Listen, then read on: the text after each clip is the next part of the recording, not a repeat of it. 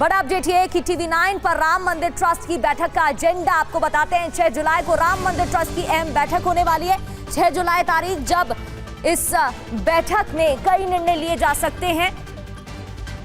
राम मंदिर ट्रस्ट की बैठक का एजेंडा 6 जुलाई को ये बैठक, एजेंडे में सबसे पहले इस्तीफों पर विचार किया जाएगा। चंपत राय और अनिल मिश्रा के इस्तीफे पर चर्चा। चढ़ावा चोरी में एसआईटी की अंतरिम रिपोर्ट पेश होगी। दान व्यवस्था और निगरानी प्रणाली पर फैसले होंगे।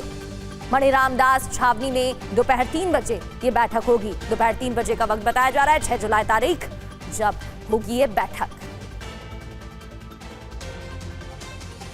तो 50 घंटे बाद चंपत राय का इस्तीफा होगा क्या? 6 जुलाई की बैठक में क्या निर्णय लिया जा सकता है? दरअसल चंपत राय के इस्तीफे पर विचार होगा। अनिल मिश्रा के इस्तीफे पर भी फैसला लिया जाएगा। ये बैठक का मुख्य एजेंडा है। एसआईटी की अंतरिम रिपोर्ट भी रखी जाएगी। इधर मंदिर प्रबंधन की व्यवस्था पर चर्चा होगी। दान व्यवस्था, निगरानी प्रणाली पर भी बात होगी और जवाबदेही तय करने पर भी फैसला संभव है। खाली पदों के लिए नामों पर विचार किया जाएगा। बैठक को लेकर बड़े सवाल क्या हैं? अब आगे इन पर चर्चा करते हैं।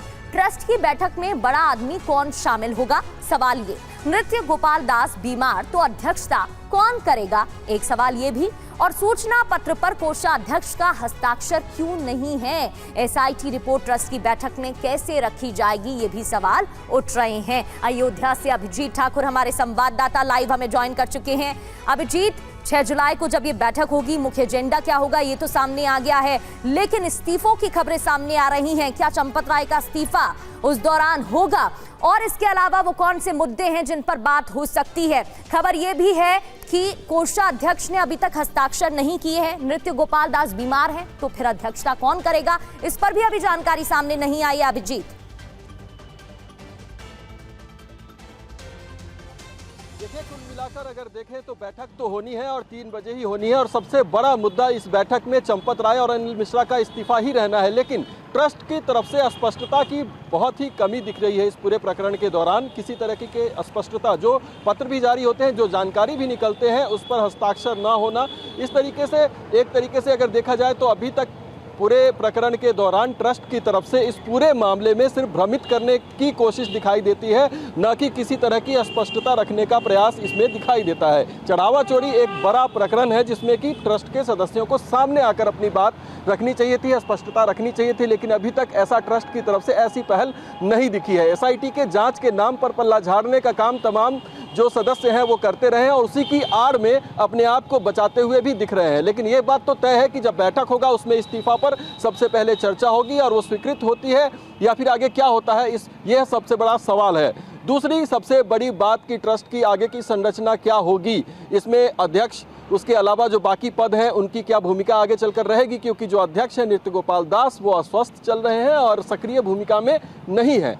जो रिक्तियां हैं उनको भरा जाएगा और नए पदाधिकारी कौन नियुक्त होंगे, ऐसी जानकारी सामने आ रही है कि कोई बाहर का सदस्य भी इस बैठक में शामिल हो सकता है और बहुत ही अहम निर्णय इसमें लिए जा सकते हैं। तो ट्रस्ट के क्या मौजूदा ट्रस्ट को भंग कर दिया जाएगा और पुनर्गठन इसका होगा, ये भी एक बड़ा कदम इस लिहाज से देखा जा रहा है, क्योंकि ट्रस्ट की भूमिका पर बहुत बड़े सवाल उठ रहे हैं और जिम्मेदार पदों पर जो लोग बैठे थे वो पूछताछ के घेरे में हैं। जी प्रगति।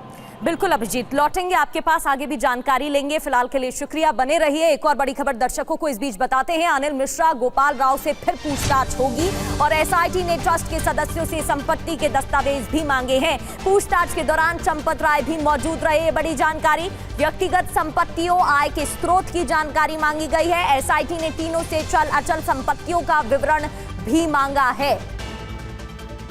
तो दूसरे चरण में किस किस से पूछताछ होगी, सवाल यह भी है। अनिल मिश्रा, गोपाल राव, बैंक अधिकारी, गणना कर्मचारी, ट्रस्ट के कर्मचारी, आभूषण कक्ष के कर्मचारियों से भी पूछताछ होगी। ट्रस्ट के अधिकारियों से एसआईटी जांच में पूछताछ की जा रही है। एसआईटी की टीम दस्तावेज खंगाल रही है। चंपत राय समेत तीनों ट्रस्टी की संपत्ति पर भी फोकस है इस दौरान और व्यक्तिगत संपत्ति, आय के स्रोत की जानकारी भी मांगी जा रही है। खबर ये कि चल अचल संपत्तियों का पूरा विवरण मांगा गया है। अनिल मिश्रा, गोपाल राव की संपत्ति कितनी बढ़ गई है, सवाल ये है, इस पर भी फोकस है। अनिल मिश्रा से उनके नए आवास को लेकर सवाल किया जा रहा है। अब जब हुए ऑडिट का पूरा लेखा जोखा मांगा गया है तो आगे क्या सामने आएगा वो देखने वाली बात है। 8 घंटे में क्या जांच हुई है ये आपको बताते हैं। 8 घंटे के भीतर क्या जानकारी सामने आई है।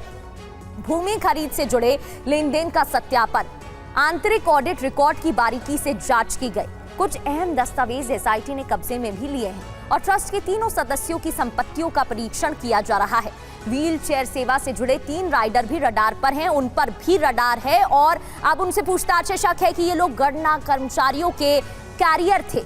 दर्शन सेल के कुछ सुरक्षा कर्मी भी जांच के घेरे में बताए जा रहे हैं और एक राइडर ने अविनाश शुक्ला से 2 लाख रुपए लिए थे, ये भी खबर मिल रही है। क्यों लिए गए थे, क्या ये चोरी का ही पैसा है, हर एक पहलू से जांच हो रही है। बड़ी खबर यह भी है कि कई बैंक कर्मियों की भूमिका संदेह के घेरे में। आपको याद होगा एसआईटी की प्राथमिक रिपोर्ट में भी बैंक कर्मियों की भूमिका पर सवाल खड़े किए गए थे और कई बैंक कर्मियों की भूमिका संदेह के घेरे में है। बैंक कर्मी समेत दर्जन भर लोगों से पूछताछ की जा रही है। सुरक्षा में लगे गिनती से जुड़े लोगों से पूछताछ हो रही है। पूछताछ के बाद बैंक कर्मचारियों पर कार्रवाई भी संभव बताई जा रही है, यानी कि शिकंजे में बैंक कर्मचारी भी हैं, उन पर भी अब फोकस किया जा रहा है और पूछताछ की जा रही है हर एक एंगल से। बैंक और बैंक कर्मचारी क्यों रडार पर हैं? क्या सवाल पूछे गए हैं? ट्रस्ट बैंक के बीच की व्यवस्था का पालन क्यों नहीं हुआ? बैंक की निर्धारित प्रक्रिया में बदलाव क्यों किया गया? अनियमितता का संदेह तो सीनियर्स को क्यों नहीं बताया गया? निजी सुरक्षा एजेंसी से नकदी की गणना क्यों कराई गई और सुरक्षा की जिम्मेदारी संभालने वालों से गिनती क्यों कराई गई? ये बड़े गंभीर सवाल हैं। आगे क्या होगा? एसआईटी बैंक कर्मियों की भूमिका पर रिपोर्ट सौंपेगी। एसआईटी रिपोर्ट के बाद बैंक कर्मियों पर कार्रवाई भी संभव मानी जा रही है।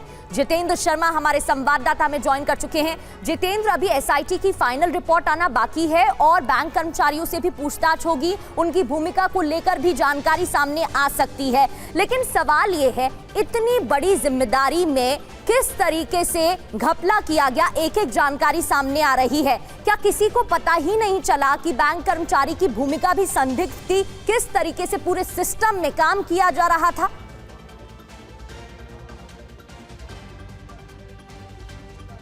जी बिल्कुल प्रगति, देखिए 8 लोगों की गिरफ्तारी इस मामले में हुई है। ये वो 8 लोग हैं जो कि चंदे की गणना में सम्मिलित थे, यानी कि जो सीधे उसमें भागीदार थे।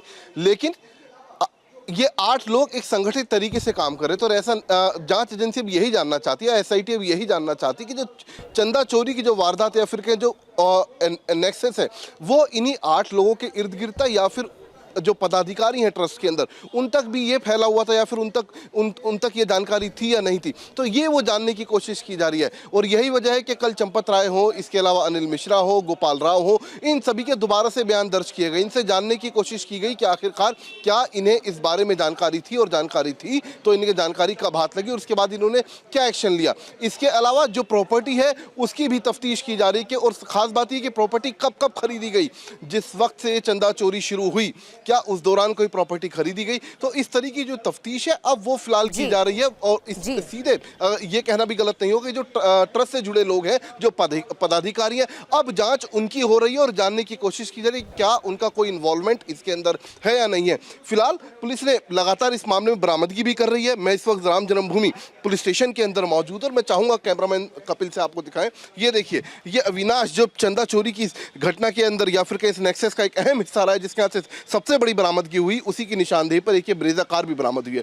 ये जो ब्रेजा कार है प्रोसीड ऑफ क्राइम है। प्रोसीड ऑफ क्राइम का मतलब ये कि अपराध से अर्जित आय से इसको खरीदा गया, यानी कि चंदा चोरी का जो पैसा आया उससे इस तरीके की गाड़ियां खरीदी। और ना सिर्फ अविनाश ने बल्कि अन्य जो आरोपी हैं, चाहे अनुकल्प हो या फिर अन्य आरोपी हो, उन्होंने भी इसी तरीके से नई नई गाड़ियां ली और यही वजह थी कि उनके आसपास के जो लोग थे उनके बीच में ये शक गहराता चला गया कि आखिरकार एक 15,000-17,000 रुपए कमाने वाला आदमी किस तरीके से एक आलीशान जिंदगी जी रहा है, एक भव्य जिंदगी जी रहा है। तो कहीं ना कहीं ये शक पैदा हुआ और अब जब नेक्सस खुला, जांच सीधी अब आकर टिक गई है ट्रस्ट के पदाधिकारियों के ऊपर।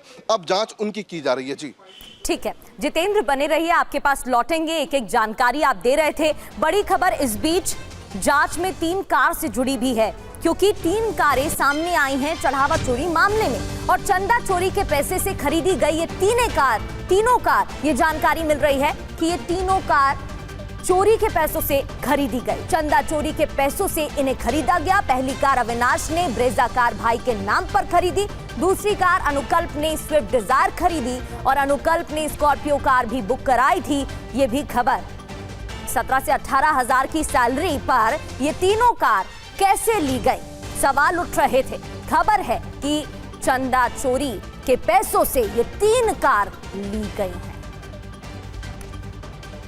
तो अविनाश की सेकंड हैंड कार चढ़ावा चोरी के पैसों से खरीदी गई थी, ये जानकारी मिल रही है। और ये अविनाश ने अपने भाई के नाम से खरीदी थी। आपको दिखाते हैं हमारे संवाददाता जितेंद्र शर्मा की रिपोर्ट। श्री राम जन्मभूमि थाने के अंदर जो ये ब्रेजा कार खड़ी है, दरअसल ये अविनाश की निशानदेही पर बरामद की गई है। अविनाश से पूछताछ के दौरान पता चला कि जो चंदा चोरी का पैसा था उससे उसने एक सेकेंड हैंड कार खरीदी है और वो कार उसने अपने भाई के नाम पर खरीदी है। और उसी की निशानदेही पर जिस वक्त वो रिमांड पर था उसी दौरान अयोध्या पुलिस ने ये कार उसकी निशानदेही पर बरामद की। दरअसल ये इस कार का नंबर है UP 42 AP 6054 और ये कार जो है वो बताया जा रहा है कि सेकंड हैंड कार थी जो कि उसने खरीदी थी और जो चंदा चोरी से उसने पैसे इकट्ठे किए थे अपने भाई के नाम से उसने ये कार खरीदी थी, जिसको फिलहाल प्रोसीड ऑफ क्राइम के तहत जो अयोध्या पुलिस है उसने अविनाश की निशानदेही पर बरामद कर लिया है। इसके अलावा अविनाश ने वो जगह भी रिमांड के दौरान पुलिस को दिखाई जहाँ पर बाकायदा जो चोरी के पैसे हुआ करते थे वो उनकी आपस में बंदरबाट किया करते थे। एक खुले मैदान के अंदर ये सभी आरोपी शिफ्ट खत्म हो जाने के बाद इकट्ठा हुआ करते थे और वहां पर बाकायदा पैसों की बंदरबाट होती थी। इसके अलावा अविनाश की निशानदेही पर ना सिर्फ 20 लाख रुपए कैश, इसके अलावा कुछ जो प्रॉपर्टी है उसकी जानकारी भी पुलिस के हाथ लगी है और अब उस प्रॉपर्टी की भी तफ्तीश की जा रही है, जानने की कोशिश की जा रही है कि आखिरकार ये जो अलग अलग परिवार के सदस्यों के नाम पर ये प्रॉपर्टी खरीदी गई है ये किस दौरान खरीदी गई। क्या जिस दौरान अविनाश जो चंदा चोरी की जो वारदात हुई उस दौरान अगर ये प्रॉपर्टी खरीदी गई तो वो उस प्रोसीड ऑफ क्राइम के तहत आती है। तो ऐसे में जो इन्वेस्टिगेशन है वो अलग अलग चरणों में या फिर अलग अलग तरीके से फिलहाल की जा रही है अयोध्या पुलिस के द्वारा और उसी के तहत ये जो ब्रेजा कार इस वक्त आप थाने में खड़ी देख रहे हैं इसको भी इसी के तहत बरामद किया गया है। कैमरामैन कपिल के साथ जितेंद्र शर्मा, TV9 भारतवर्ष, अयोध्या। तो ये वही कार है जो जांच के घेरे में है। ग्राउंड रिपोर्ट आप देख रहे थे जितेंद्र शर्मा की। 2025 में अनुकल्प ने खरीदी थी स्विफ्ट कार, ये भी एक खबर है। अनुकल्प से जुड़ी ये खबर कि 2025 में स्विफ्ट कार खरीदी गई थी, चंदा चोरी के पैसे से खरीदी गई थी स्विफ्ट डिजायर कार। सभी आरोपियों को बारी बारी से कस्टडी में SIT की टीम लेगी, जांच के दायरे में है। चोरी के पैसे कहां कहां निवेश किए गए इसकी जांच की जाएगी। चढ़ावा चोरी की जांच हो रही है, तीनों कार का क्या कनेक्शन है इस पर भी जांच की जा रही है। Brezza car, Swift Dzire car, Avinash Shukla, Anukalp Mishra का नाम सामने आ रहा है। खबर यह कि अविनाश शुक्ला की ब्रेजा कार पुलिस ने जब्त कर ली है। इतना ही नहीं, पुलिस मामले की जानकारी में जुटी हुई है क्योंकि अनुकल्प मिश्रा के भाई के नाम पर कार रजिस्टर्ड बताई जा रही है और पिछले साल खरीदी थी, यह भी खबर है। स्कॉर्पियो की बात करें तो अनुकल्प मिश्रा कुछ दिन पहले ही इस कार को बुक कर चुका था, लेकिन ये पैसे कहां से आए, सवाल ये। खबर क्या है, अविनाश शुक्ला की ब्रेजा कार पुलिस ने जब्त कर जांच शुरू कर दी है। अयोध्या में प्राइमरी स्कूल का टीचर है अभिषेक और चढ़ावा चोरी के पैसे से कार खरीदे जाने का शक जताया जा रहा है। अविनाश शुक्ला से 13 घंटे तक पूछताछ हुई है, आगे भी पूछताछ होगी, खबर ये भी मिल रही है। और अनुकल्प ने हाल ही में एक डिजायर कार खरीदी थी, खबर ये भी मिल रही है। और जितेंद्र हमारे संवाददाता हमारे साथ बने हुए हैं। जितेंद्र, आय से अधिक संपत्ति का मामला सामने आ चुका है, कई घर बनाए गए हैं, उनकी तस्वीरें, ग्राउंड रिपोर्ट हम अपने दर्शकों को दिखा चुके हैं। किस तरीके से चंदा चोरी होती थी इसके एक एक सबूत सामने आ रहे हैं। और अब ये कार 17 से 18 हजार की सैलरी वाले इन लोगों के पास ये कार कहां से आई, क्या जानकारी मिल रही है? जी बिल्कुल, देखिए 3 कारों की जानकारी मिली है। सबसे पहली एक कार जो जिसका हम जिक्र कर रहे थे, ब्रेजा गाड़ी, वो इस वक्त राम जन्मभूमि थाने के अंदर खड़ी हुई है, जो कि अविनाश की निशानदेही पर बरामद हुई, उसके भाई के नाम पर उसने खरीदी थी। इसके अलावा साल 2025 में अनुकल्प ने भी एक नई डिजायर गाड़ी खरीदी थी। इसके अलावा उसने एक स्कॉर्पियो गाड़ी हाल ही में बुक की थी। तो आप समझिए किस तरीके से ये लोग लगातार जो राम जन्मभूमि का चंदा है, जो ट्रस्ट का चंदा जो चढ़ावा आ रहा था, उसके अंदर सेंध लगा रहे थे और उससे अपनी ख्वाहिश या फिर कहें एक आलीशान जिंदगी जीने की कोशिश कर रहे थे और उसी के दौरान ये लोग पकड़े गए। ये दिखावे की जो जिंदगी थी उससे लोगों को उनके ऊपर शक हुआ और उसके बाद इस मामले की तफ्तीश शुरू की गई और जब तफ्तीश शुरू की गई तो 8 लोगों तक फिलहाल ये जांच पहुंची है। लेकिन अभी भी एसआईटी का मानना है कि सिर्फ 8 लोग इसके अंदर इन्वॉल्व नहीं थे जिनकी गिरफ्तारी की गई, बल्कि इसके अंदर कुछ और लोग भी गिरफ्तार हो सकते हैं। और सबसे अहम बात कि जो ट्रस्ट के पदाधिकारी हैं उनकी भी भूमिका पर अब शक है और यही वजह है कि उनकी भूमिका भी अब खंगाली जा रही है। उनसे भी लगातार पूछताछ की जा रही है। पूछताछ इस एंगल पर कि आखिरकार इतनी बड़ी चंदा चोरी जब इस वक्त हो रही थी तो क्यों ट्रस्टी या फिर ट्रस्ट से जुड़े पदाधिकारियों को इस बारे में जानकारी नहीं थी, चाहे वो चंपत राय हों, इसके अलावा अनिल मिश्रा हो, साथ ही गोपाल राव हो, तो इन लोगों तक ये जानकारी क्यों नहीं पहुंची। और खास बात है कि इन्होंने जो प्रॉपर्टी खरीदी, चाहे ट्रस्ट के नाम से भी जो प्रॉपर्टी खरीदी गई इस दौरान, उसका भी लेखा जोखा फिलहाल अब एसआईटी ने मांगा है, उसकी भी तफ्तीश की जाएगी। जी प्रगति। ठीक है, बहुत बहुत शुक्रिया आपका जितेंद्र जानकारी देने के लिए। वो तस्वीरें भी जितेंद्र आपको कार की दिखा रहे हैं। बढ़ते आगे एक और खबर का रुख करते हैं, इसी से जुड़ी हुई है। राम मंदिर ट्रस्ट के सदस्य की तरफ से क्या बयान सामने आए हैं वो भी हम आपको आगे सुनाएंगे, लेकिन राम मंदिर चढ़ावा चोरी को लेकर हर रोज नए नए पर्दाफाश हो रहे हैं। अनुकल्प मिश्रा के पास मिली सबसे ज्यादा संपत्ति, जीजा साले की जोड़ी के पास 12 संपत्तियां मिली हैं। दान चोरी के पैसों से खरीदी गई संपत्तियां। अयोध्या प्रशासन कर रहा है संपत्तियों की जांच। तो राम मंदिर ट्रस्ट के सदस्य दिनेंद्र दास का बड़ा बयान भी सामने आया है। क्या कहा उन्होंने? कहा जिन्होंने ऐसा किया है उन्हें फांसी मिले, चोरों को जेल भेज दिया गया है, चोरों को जरूर सजा मिलेगी, ये भी दिनेंद्र दास की तरफ से अपने बयान में कहा गया। प्रशासन तेजी से कार्रवाई कर रहा है। रामलला के यहाँ जो काम चल रहा है और सरकार से उसकी पैरवी चल रही है। जो चोर है वो जेल में पहुंच गए हैं, शासन से पूरा पैरवी चल रहा है। जो चोर है वो अपने आप जेल में पहुंच जाएगी। जो रामलला के यहाँ काम किए हैं उनको फांसी देने में कोई आपत्ति नहीं और दे देना चाहिए। चढ़ावा चोरी पर अखिलेश यादव का एक्सपोस्ट भी सामने आया है। सपा अध्यक्ष अखिलेश यादव का एक्सपोस्ट, श्री राम के खजाने को बेशर्मी से लूटा गया है, इन्हें ना अयोध्या माफ करेगा ना देश, बंटवारे की लड़ाई सारे राज खोल देगी। ये देखिए वही एक्सपोस्ट है जो यहाँ सपा अध्यक्ष अखिलेश यादव की तरफ से किया गया है। क्या लिखा है कहकर आपको बता रहे हैं। षड्यंत्र जीवी एक दूसरे की मुखबिरी कर रहे हैं।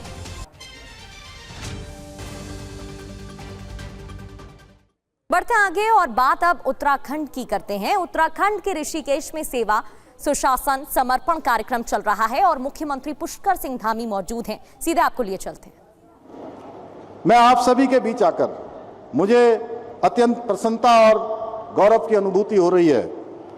आज इस पंडाल के अंदर जहां तक मेरी नजर जा रही है और जब मैं आ रहा था और अभी मुझे बताया गया कि जितने लोग आज पंडाल में हैं उससे कहीं अधिक लोग पंडाल के बाहर हैं। इसमें सीमित व्यवस्था होने के कारण से सभी को आज यहाँ पर स्थान नहीं हो पाया और मैं इसके बाद देख रहा हूं कि आप सबका जो विश्वास, देवतल्य जनता का स्नेह दिखाई दे रहा है, आप सभी का अभूतपूर्व ये जन समर्थन, आपका विश्वास, आपका ये उत्साह, अपार प्रेम, सच में मैं धन्य हो गया और मेरे लिए ये किसी पुरस्कार से कम नहीं है। आपका यही प्रेम और विश्वास मुझे दिन रात राज्य के समग्र विकास के लिए पूरी निष्ठा के साथ, पूरी ऊर्जा के साथ और पूरे समर्पण के साथ काम करने की ऊर्जा प्रदान करता है। भाइयों बहनों, आज मैं सच में आपके बीच में मुख्यमंत्री के रूप में नहीं बल्कि उत्तराखंड के एक सेवक के रूप में आप सबके बीच में उपस्थित हुआ हूं, क्योंकि आज का दिन मेरे लिए कई अर्थों में विशेष है। आज से ठीक 5 वर्ष पूर्व मुझे राज्य के मुख्यमंत्री के रूप में देवभूमि उत्तराखंड की सेवा करने का सौभाग्य प्राप्त हुआ था। आज उस सेवा यात्रा के आज 5 वर्ष का कालखंड पूरा हो रहा है। इस अवसर पर मैं आदरणीय प्रधानमंत्री श्री नरेंद्र मोदी जी का हृदय से आभार व्यक्त करता हूं जिनके मार्गदर्शन में, जिनके स्नेह और विश्वास ने, और अनेक सारे संकटों के समय, आपदाओं के समय, अनेक ऐसी स्थितियां जो हमको अव्यवस्थित करती थी, उस समय में उन्होंने हमारा मार्गदर्शन किया, हमारा सहयोग किया। और उत्तराखंड की जनता से जो उनका विशेष लगाव है, उसी के कारण से आज बहुत सारी असंभव चीजें संभव हो पाई। साथ ही मैं आज उत्तराखंड की अपनी देवतुल्य जनता को भी सादर नमन करता हूं, जिसने मुझे हर कदम पर अपार स्नेह दिया, अटूट विश्वास दिया, भरपूर आशीर्वाद दिया। आप सभी के इसी विश्वास ने मुझे निरंतर प्रदेश की सेवा करने के लिए नई ऊर्जा और नई प्रेरणा प्रदान की है। आज मुझे इस बात की अत्यंत प्रसन्नता है कि आज के इस ऐतिहासिक अवसर पर देहरादून जनपद की 219 करोड़ रुपए से भी अधिक की 41 महत्वपूर्ण परियोजनाओं का लोकार्पण और शिलान्यास किया गया है। ये सभी परियोजनाएं आने वाले समय में इस पूरे देहरादून जनपद की आधारभूत सुविधाएं सशक्त करने में, यहाँ के विकास को गति प्रदान करेंगी। तो उत्तराखंड में डबल इंजन की सरकार से विकास हो रहा है। मुख्यमंत्री पुष्कर सिंह धामी को आप सुन रहे थे। बढ़ते हैं आगे।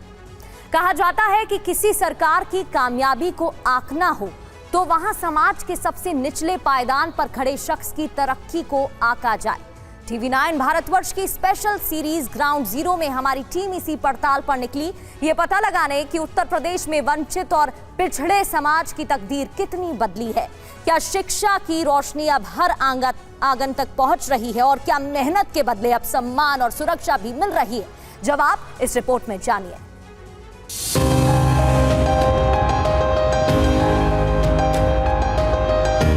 उत्तर प्रदेश में दलित आबादी तकरीबन 4 करोड़ यानी कुल आबादी का करीब 21% है, या यूं कहें कि यूपी का हर 5वां शख्स इसी दलित समाज से आता है। अब सवाल है कि आखिर पिछले 10 साल में इतनी बड़ी आबादी का भाग्य कितना बदला। सरकार की माने तो अनुसूचित जाति के एक परिवार की सालाना आमदनी 56,000 रुपए हुआ करती थी, जो आज 1,20,000 के आसपास है। अब सवाल है कि यह बदलाव आया कैसे। इसी सवाल का जवाब तलाशने हम निकले यूपी के गांव, गली, मोहल्ले तक। पहली मंजिल थी रायबरेली का एक छोटा सा गांव चांदेमाऊ। इस वक्त मैं रायबरेली के चांदेमाऊ गांव में मौजूद हूं। यहां अगर किसी बच्चे को इस बात का सपना देखना है कि मुझे IAS IPS बनना है, तो बेहतर पढ़ाई के लिए वो दिल्ली जाता है, और दिल्ली यहां से 553 किलोमीटर दूर है। इसी गांव की मिट्टी में पला बढ़ा एक लड़का, जिसने लालटेन की रोशनी में देखा वो सपना जो अब पूरे गांव की पहचान बन गया है। उस पहचान का नाम है विमल कुमार। बचपन में चांदेमाऊ की माटी और इसी स्कूल से शुरू हुआ विमल का सफर जवानी में लखनऊ और दिल्ली की राह पकड़कर देश के दिल तक पहुंच चुका है। ये घर है विमल कुमार का। साधारण दीवारें, मगर इनके अंदर छिपी है एक असाधारण कहानी। 5 बार असफलता और हर बार एक नई कोशिश।